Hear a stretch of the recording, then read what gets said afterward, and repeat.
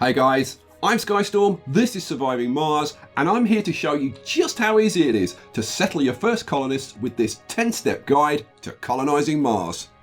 Let's start a new game, and to demonstrate just how super easy this is, I'm going to use all the default settings straight out of the box. We've got the International Mars Mission for the mission sponsor, and Rocket Scientist for the commander profile. And that starts us off with loads of rockets, loads of cash, and some nice unique bonuses like bigger rockets and rockets that create their own fuel so we don't have to worry about refueling. Each of the mission sponsors has got their own unique bonuses and challenges, so have a browse through.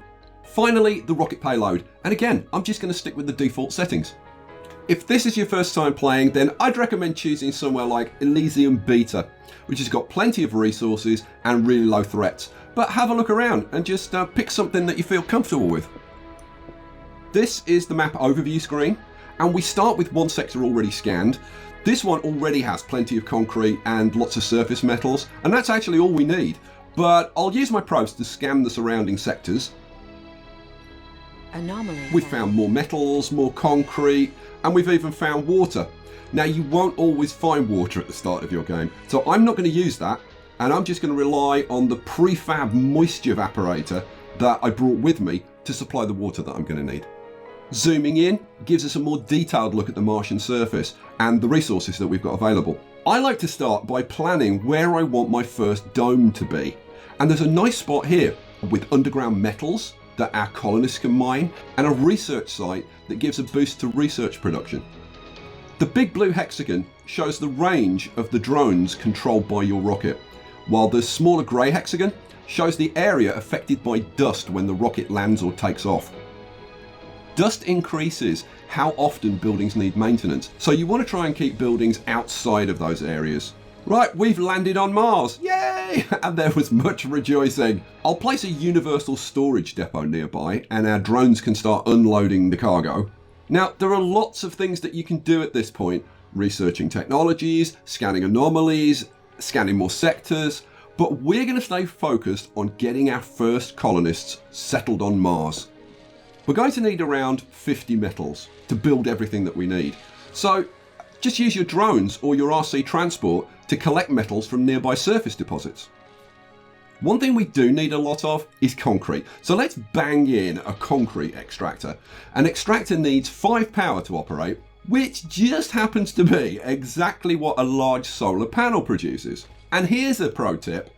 If you run a cable 5 hexes long and then put the solar panel at the end, the panel would be just outside the dust radius of the extractor, and that keeps your maintenance costs down. Awesome sauce. I'm going to throw in a concrete storage depot and a dumping site next to each extractor to store the concrete and waste rock. Concrete extractors produce between 10 to 20 concrete per day, depending on the grade of the deposit. So I'm going to add a second extractor to speed things up. Since I'm powering them with solar panels, they won't work at night.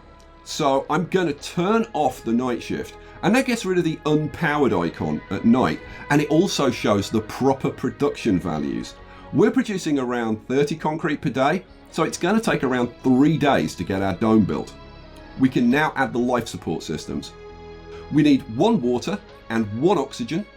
So let's place a short cable and add our prefab moisture evaporator to produce water, a water storage tank to store any excess water, a moxie which produces oxygen, and an oxygen storage tank. The evaporator produces 1 water per day, which is exactly what we need, and the moxie produces 3 oxygen per day, giving us a surplus of 2. With those all built, let's add some power. Unlike the concrete extractors, we need the dome to run 24 hours a day, so I'm going to use wind turbines rather than solar. Wind turbines produce at least 5 power each. They produce more at higher altitudes. We'll need at least 23 power to power everything we're going to build. So let's add 5 wind turbines, which gives us a little headroom. And now the easiest step of all. Plop down the dome and let it get built. Our colonists are gonna need somewhere to sleep when they arrive, work because they're lazy. So let's build them a nice living complex. They're also going to need to eat because they're so demanding. Now it's worth noting that colonists will take food direct from storage depots, but they'll be much happier if they can get it from a grocer.